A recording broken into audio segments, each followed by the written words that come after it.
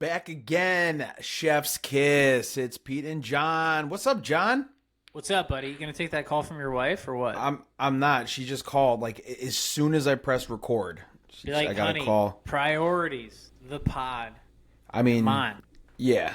I'm just gonna text her. I'm recording right now.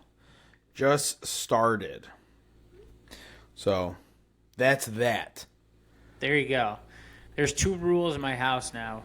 I'm not allowed to talk about my podcast because my wife's sick of hearing it. In your I'm also house? yeah, I'm not allowed to talk about the podcast, and then I'm also not allowed to talk about my softball stats. Those are two items that I'm no longer allowed to talk about just because I can go on. And on about that. Yeah, John, on we and on about have it. some breaking news here. I literally just got a text message from my buddy in regards to what we're going to start talking about. But breaking news from John Zagol, I guess. Zagol. He's a sports columnist for Talk Sports Chicago. Breaking news. According to sources familiar with the situation, both Hallis Hall and Alan Williams' home have been raided in connection with an undisclosed incident. Alan Williams' home was raided Sunday night after the team's Week 1 loss. Hallis Hall was raided this morning.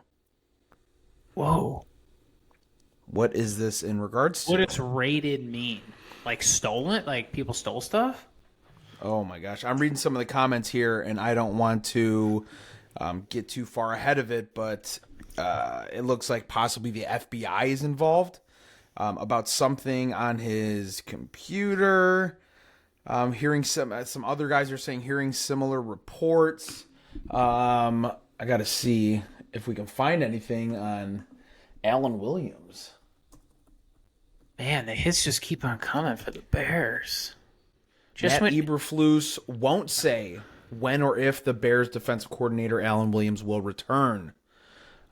He denies to answer whether if he's coming back or not. His absence from Bears just took a dark turn. I don't want to what do you call it? Put out any kind of false claims or anything, but if you can read this Twitter thread, it's pretty dark with what he's being possibly accused of.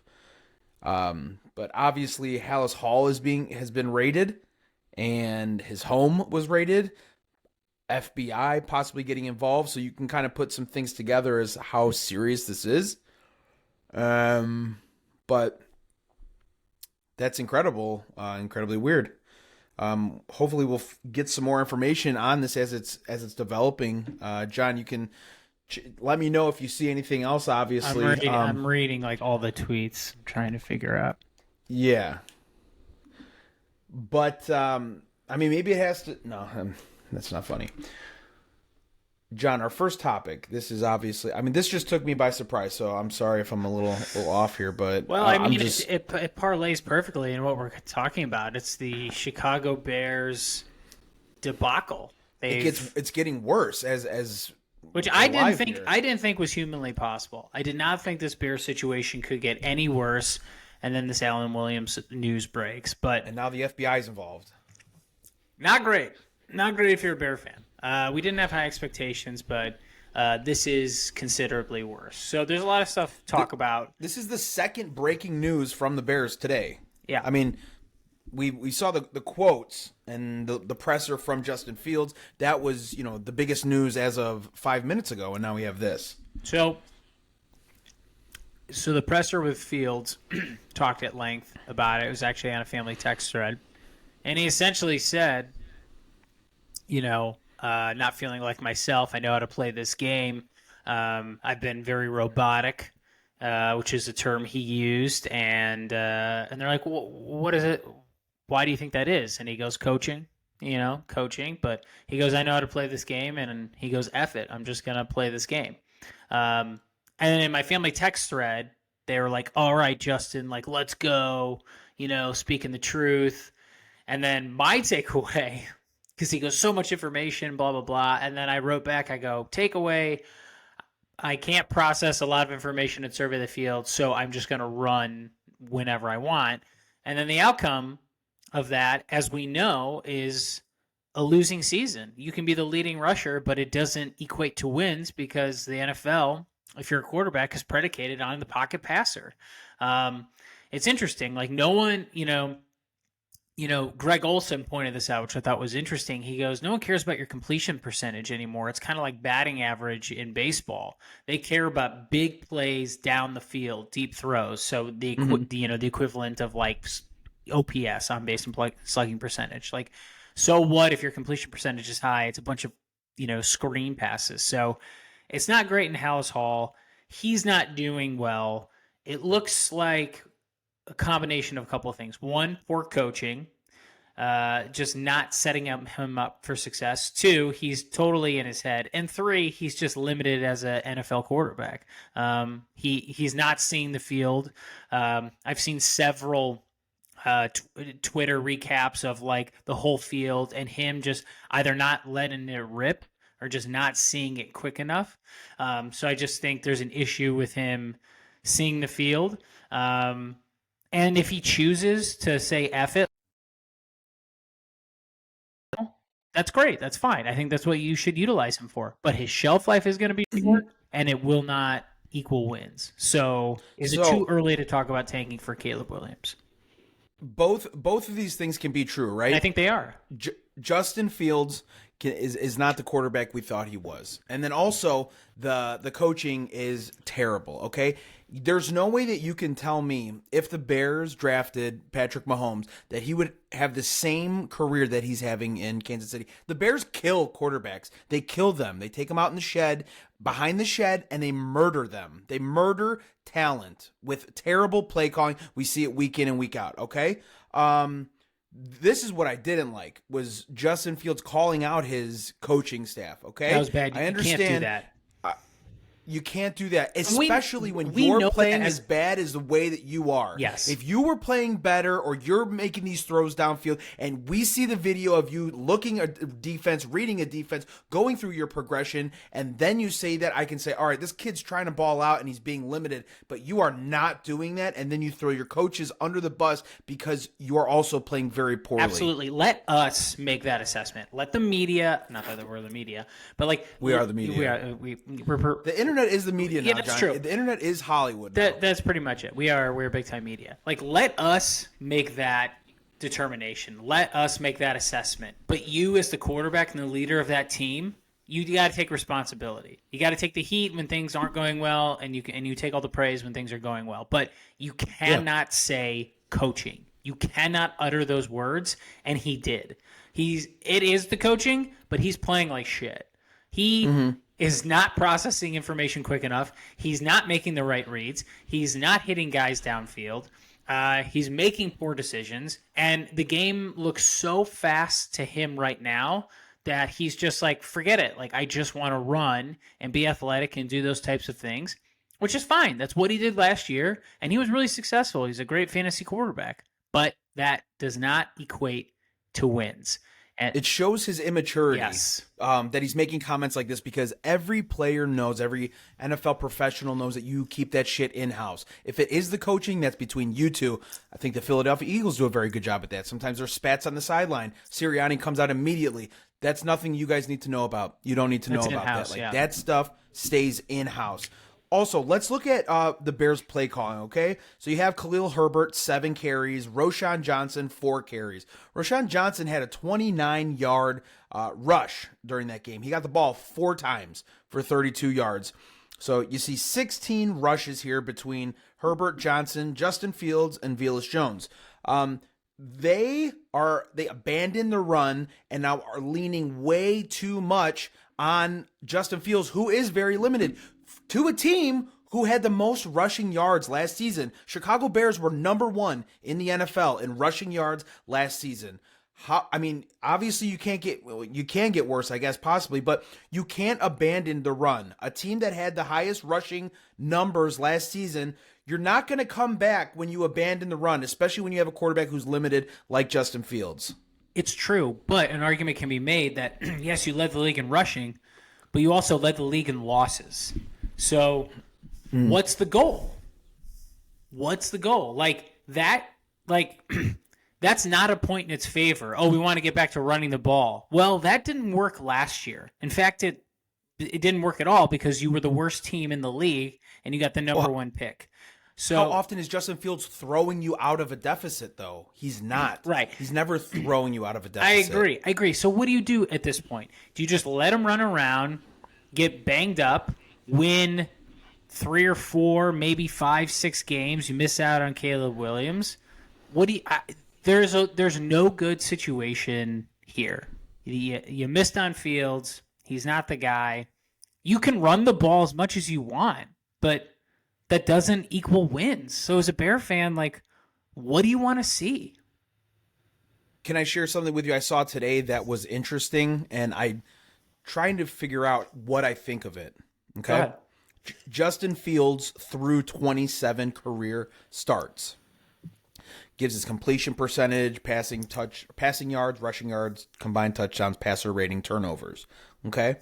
What if I told you Mitch Trubisky through 27 career starts, every single one of those categories, he has better numbers. I saw that comparison. Trubisky's better in pretty much every category except for rushing. Every category, completion percentage, passing yards over 1,000 yards more. Yeah. Rushing yards, not as many rushing yards. Well, obviously. Combined TDs, combined TDs are the same, higher passer rating, and less turnovers. A lot of TDs for Fields is rushing. Those aren't passing TDs. Right, combined TDs. Yeah. And there's at 37 and 36. Call it the same. Yep. So I don't know how I'm processing that because I've talked before. I want to be a supporter of Justin Fields. I'm getting to the point now I can't defend him.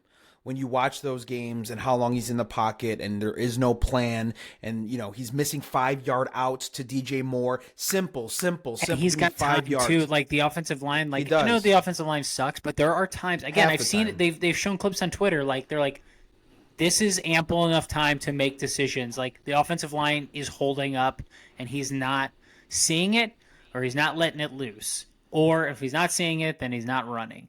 And I think they're really trying to make him a pocket passer because they know running doesn't equate to wins.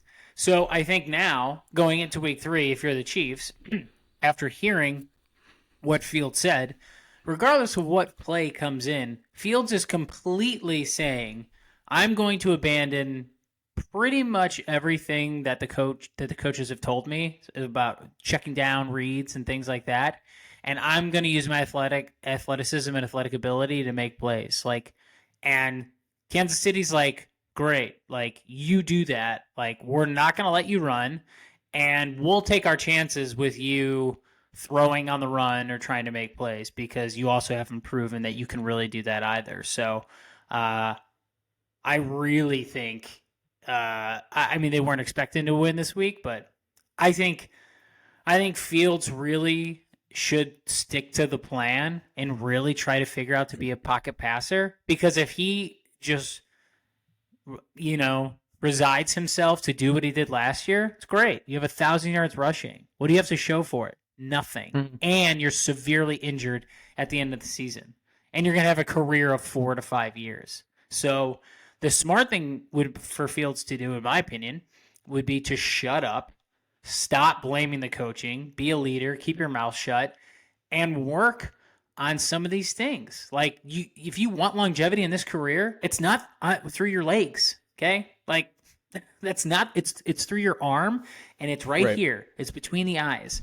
So understand, look at film. Why am I not seeing these progressions? Why am I not being able to do my secondary and tertiary reads? And if they are open, why am I not letting it rip? Is it a confidence issue? What is going on? I think he needs to do a lot of self-assessment because the film doesn't lie. It's shown. This is good protection. These guys are open. Let it rip, Justin. He's not doing it. There's a problem there. Some of it's coaching. You're right. Both things are true. They have shitty coaching. They don't have a good offensive line.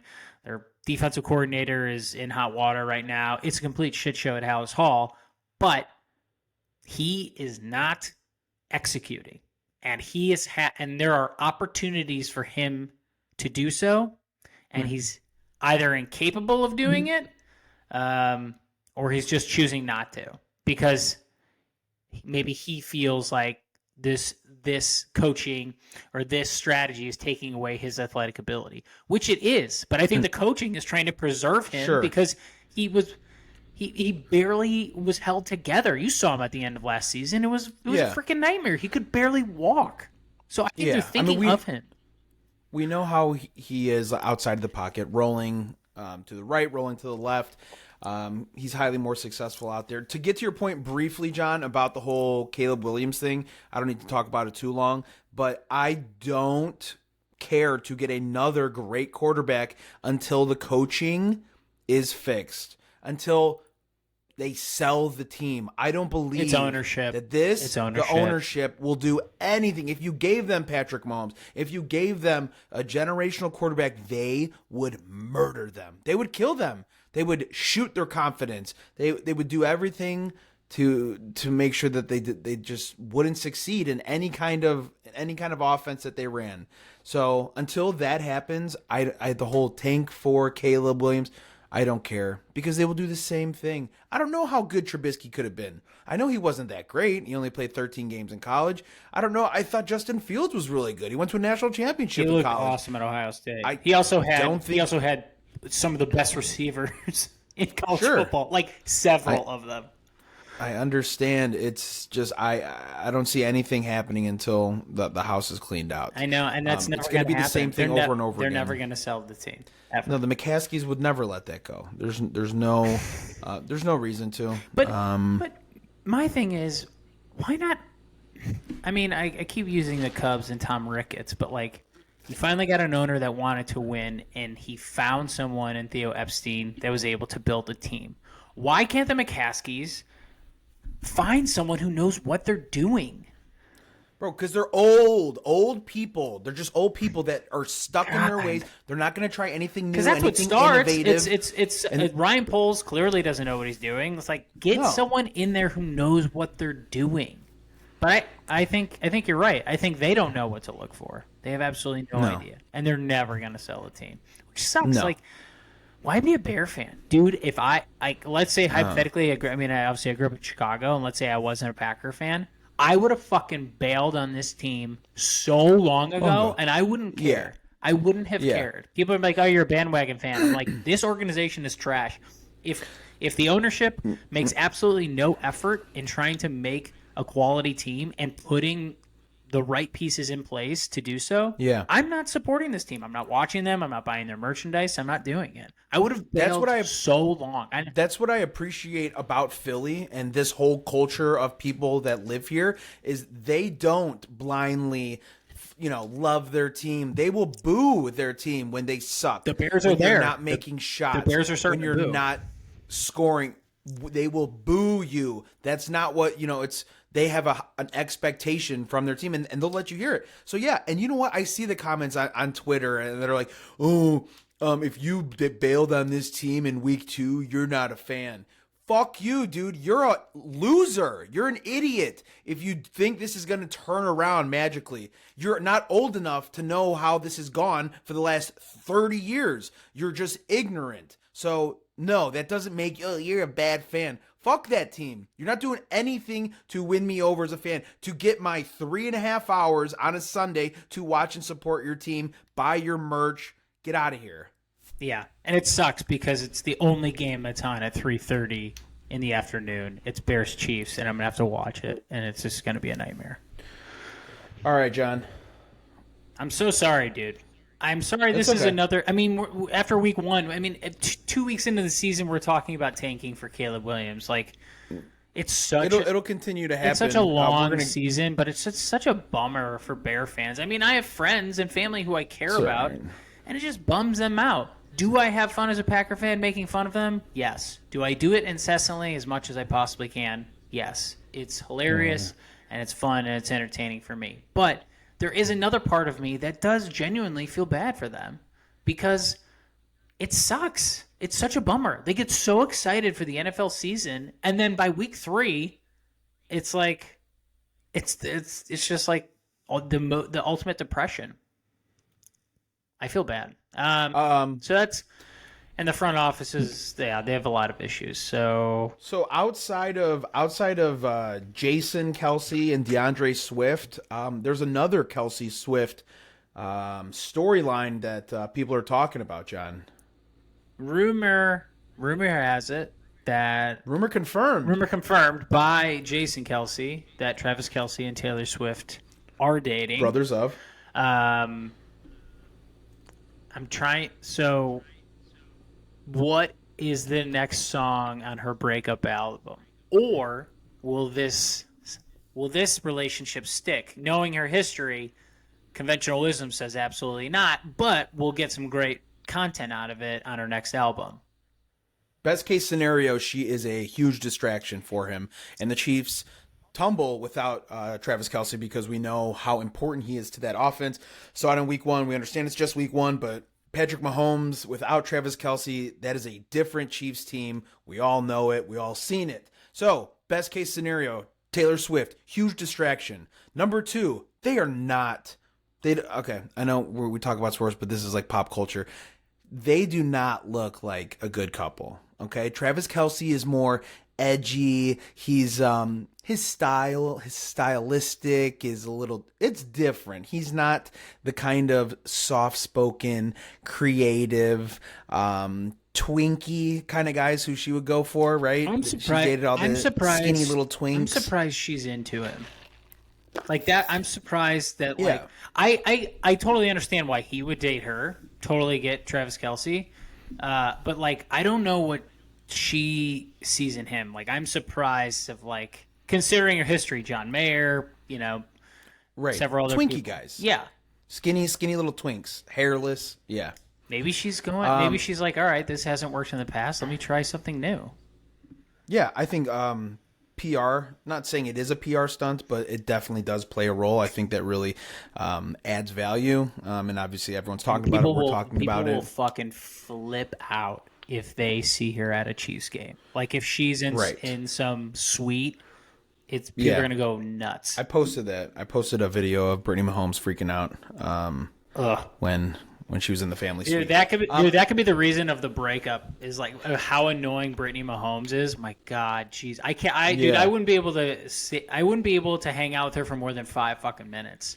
Like, if there's gonna be a breakup between Travis Kelce and Taylor Swift, it's gonna be because they go on double dates, and Taylor's gonna be like, I can't date you anymore because I can't spend 2 more minutes with Brittany. She's so annoying. So speaking of the breakup, John, we came up with the ending lyric to one of the songs. I don't have a title for the song, but the last lyrics of the song would be, and that night the stars were so large, but honey, you no longer are the chief in charge. That's pretty good. That's pretty good. Not too. I mean, I know it's only 2 lines, but you got to throw something with the Chiefs in there. Yeah. Did you come up with anything? No. Come on, it's improv. I know. I was gonna be like, you could play off like the like I see, you see. I was gonna Kelce. be like, it's Brittany Holmes. I'm not the problem. It's Brittany Holmes instead of it's me. Yeah. It's Brittany Holmes. I'm not the problem. It's Brittany Holmes. She's the problem. Yeah. Because there's gonna be a lot of double dates, and that would get old super quickly. I mean, you're a married man, like. I'm sure your wife has a friend who she likes, and you had to go out to dinner, and you had to talk with the husband, and fucking 2 minutes into that dinner, you're just like, this is going to suck. Like, this is not going to be fun. We have nothing in common.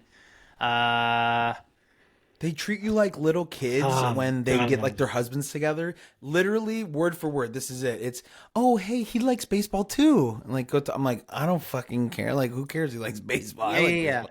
But like, it was like, oh, you guys both like baseball. Right. Go talk. Right. Yeah. And they just like hope, like as far as like your personality or anything else, it's like, oh, you like this and he likes this, so you guys should be best friends. And that's literally how they think. That's like how primitive their thought process is. Like, like, you like football and he likes hunting. Like, those are both like outdoor stuff. And you're like, no, not. You like boar's head salami, right? Oh, he does too. Yeah. Awesome. Yeah, it's like, No, my wife's pretty good about it because I'm pretty open about how I feel about people. So I'll do it one time, and then that drive home, I'm like, we're not doing Never that. Like, again. not Yeah, it's we're not not doing happening that. again. Sorry. I'm Like my busy. free time, we're getting a bait. Like someone's watching our son. Like we're spending a lot of money on a nice dinner. Like not Mm-hmm. happening. I'm doing I that I Yeah. get one shot.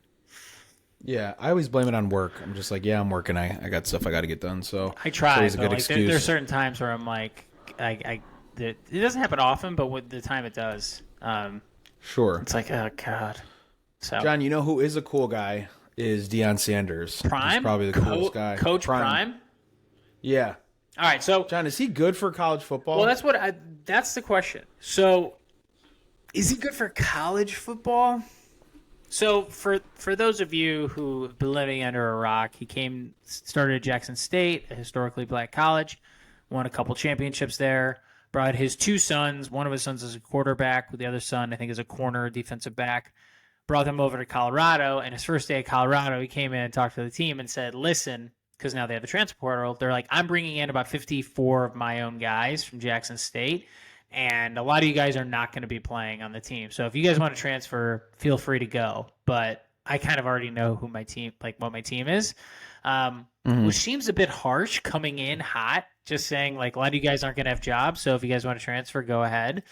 But that's how you weed out the weak-minded people. course. Because he even talked in the interview. He talked in the interview in 60 minutes. My words, he says if words verbiage deter scares you away, right? If words deter you away from competing for a job, then you don't need to be on this team. And so, it's a lot of tough love. It's pretty harsh, but you can't argue with the results. He's completely turned around that team. Couple huge wins. First week at TCU, beat Nebraska. Close game with Colorado State. So. The dude knows how to win. He knows how to motivate. And the other thing too, he recruited a lot of really good coaches from other schools to come with him. Like that's another thing no one talks about. Like there's some Alabama coach, there's a couple other coaches that are on his staff that are pretty well known and successful in their own right. Sorry, they're mowing can our hear lawn that, yeah. outside. I think he's good for college football, but I don't know. I feel like a lot of people are going to start doing this. They're just going to take over and be like, just clean house. It's really like I don't know. I'm conflicted about it. I don't like that. You can't argue the results, but it's rough, man. It's rough. These are college kids. This isn't the NFL.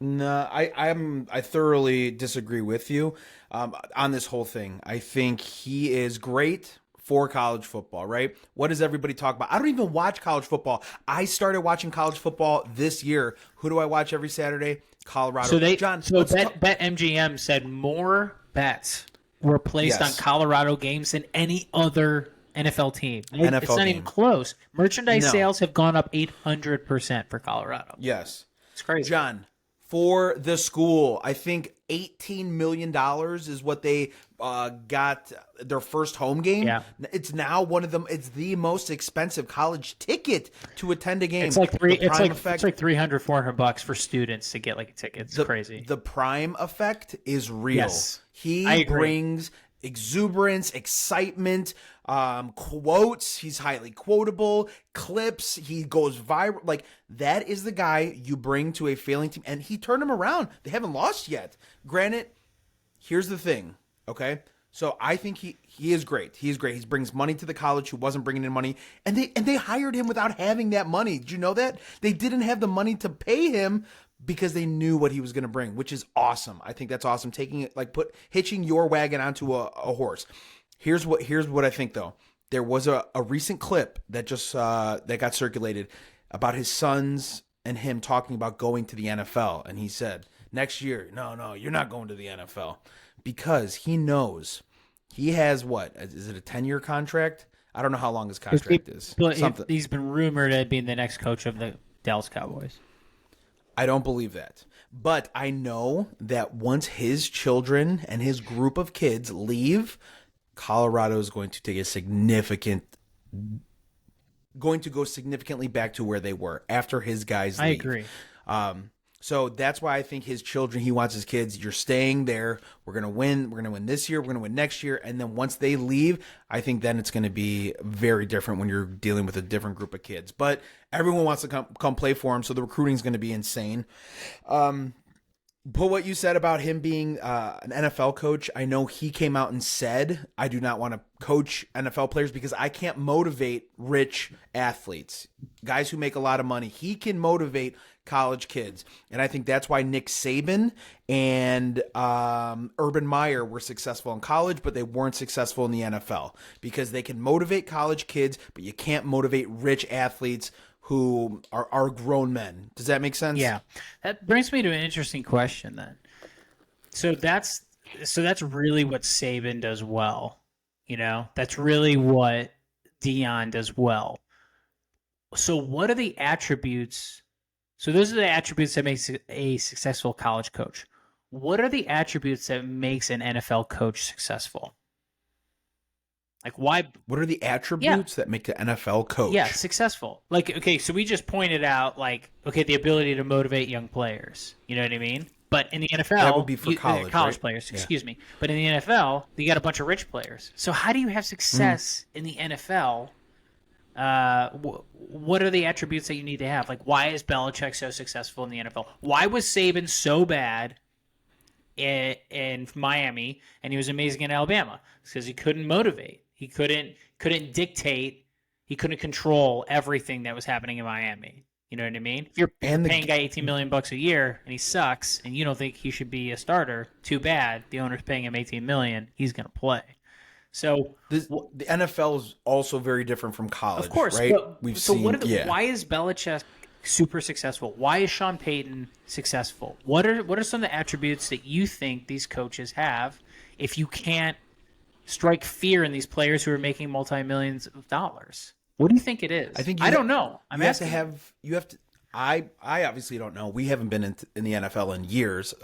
So I think when you get players to buy into a system, the Patriot way, do your job, that kind of thing. When a coach can come in and implement a plan and says, guys, if we do this, this works. And then it does work, I think you win over grown men who believe the intelligence of the coaching staff that says, hey, guys, like if we do this, like we trust our coaches to put us in the right position.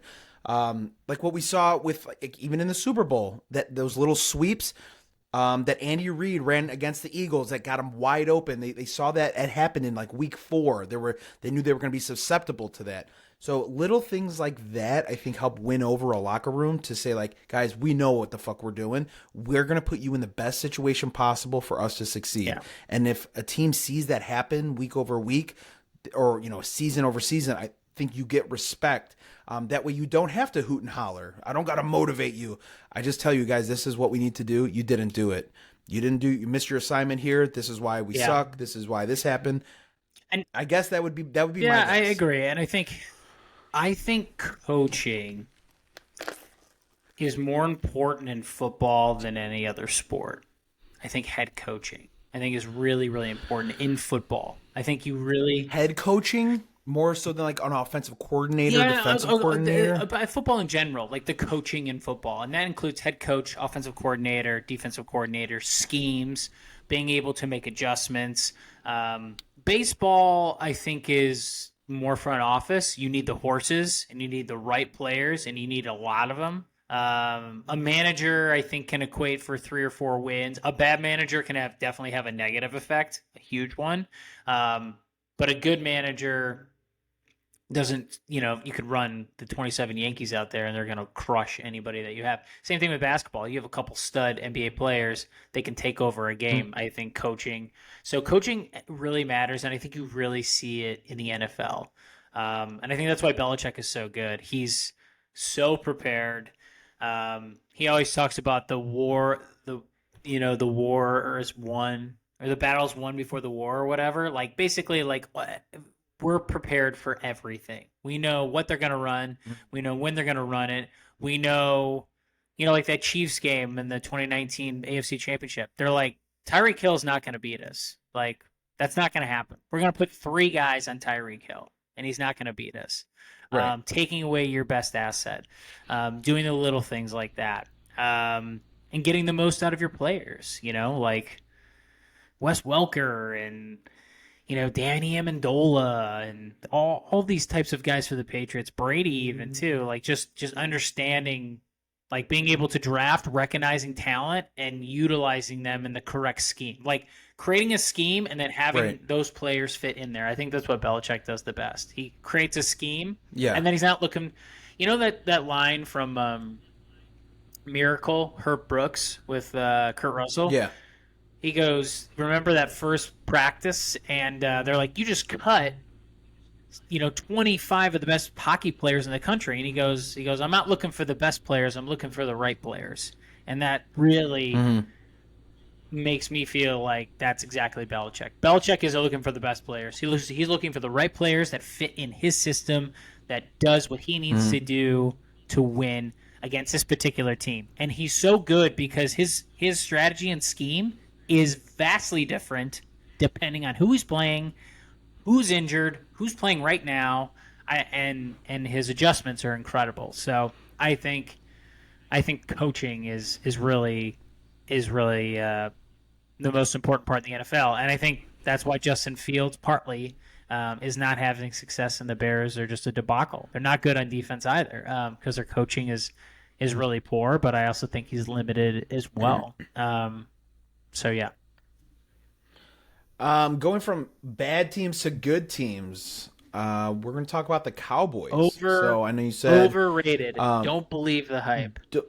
Don't trust Dak or their head coach, which is really important during playoffs. So John, I'm going to let you take it. The only thing I'm going to say is the Cowboys, I know, are a good team, but I'm not going to get ahead of myself in week 2 because they played 2 teams from New York, the Jets and the Giants. So that is not going to give me a good indication of when they meet adversity or when they play a very good team.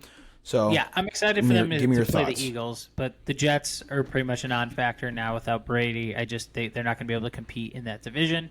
The Giants, there's a pretty impressive comeback for them, but I've never trusted Dak. I don't think Dak's good in big games, and also too, Mike McCarthy has a history of being really bad in big games, and I saw that for years with the Green Bay Packers. And his win-loss record would have looked a lot worse had he not had a Pro Bowl quarterback in Aaron Rodgers in his prime. He sits on leads. He doesn't make adjustments at the half. He's one of the worst coaches I've ever seen making halftime adjustments. Belichick being one of the best, I think McCarthy is one of the worst coaches to make halftime adjustments. And I saw that immediately with LaFleur. LaFleur, like certain things, like made adjustments. And take that week 1, like the 7-6 game with the Bears. Aaron Jones had 3 touches. What happened in the second half? Just fed the ball to Aaron Jones, and that was the game. Simple things like that. And I think LaFleur is good at that. He's getting better at it. But McCarthy doesn't do that. He does like Fields can't really survey the field and see things. McCarthy can. And I don't think McCarthy is that smart. I think Belichick's really smart. I think Sean Payton's really smart. Mike McDaniel, I think, is really, I think, the next great coach in the NFL. Whether he stays in Miami or not, that guy is legit, and he's really, really good, and he's buttoned up. He also got a lot of good weapons. He's got a lot of good weapons, too. No question about it. Talent, that's the other thing with the Bears, too. Shouldn't count. The Bears have a disparity of talent. They just don't have the horses. And you do need that. You need coaching, but you do need the horses. And I think the Cowboys have the horses, but I don't think they have the quarterback that they need to win to go deep in the playoffs. I don't trust him, and I definitely don't trust McCarthy, because I'll take Sirianni and I'll take Daboll a million times over than I'll take McCarthy. McCarthy is not good in big games. He makes a ton of mistakes, and his track record would be way worse had he not had a Pro Bowl quarterback in Aaron Rodgers bailing him out time and time again. And even look at the Packers in the playoffs with Rodgers. There's so many mistakes that he made and adjustments that he didn't make. So I don't like the talent wise. Cowboys are at the top. Micah Parsons, like Tony Pollard, they're stacked. CeeDee Lamb, they have talent everywhere. But come time in the playoffs, when you have a lot of time to prepare, I don't believe in them, and I don't believe in Dak in big games. Yeah, I don't think your offense takes any leaps and bounds going from Kellen Moore to your head coach calling plays. So I don't see any kind of difference there. They played two shitty teams so far. They looked really great. Obviously, can't take anything away from but it's that. not a And you great can only litmus play test. I want to see them play Philly. How do they look against Philly? Yeah, that happens in November, I God, believe. that's late. Well, that's really Yeah. late. We're going to wait. Gotta wait. John, more breaking news here. Apparently, the Bears legend, Charles Tillman, a.k.a. Peanut Tillman, he broke the news about Alan Williams to Matt Eberflus, Ryan Poles, and Kevin Warren. Eberflus cried and could not believe what had happened. Ryan Poles and Kevin Warren do not blame Eberflus for having Williams on his staff. There is possibly... These are all rumors. Possible child pornography. Jesus. And possible indicted on conspiracy and treason charges against the federal government and has been brought in by the FBI. So again, these are all rumors. None of these are confirmed at all. We're just kind of reading it as we're getting this information as it's coming. But yeah, I mean, neither one of those scenarios sounds good for anybody. Good God. Not a great day for Chicago sports. No. Except for the Cubs winning. Yeah, really hitch our wagon that would to be the nice. Cubs. Good God.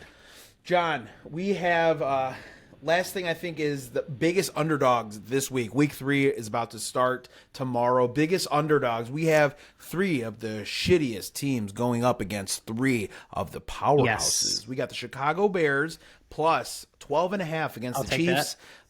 The Cardinals plus 12 against the Cowboys. I'll take that. Giants plus 9 against the 49ers. No. From what I saw from the Giants last week,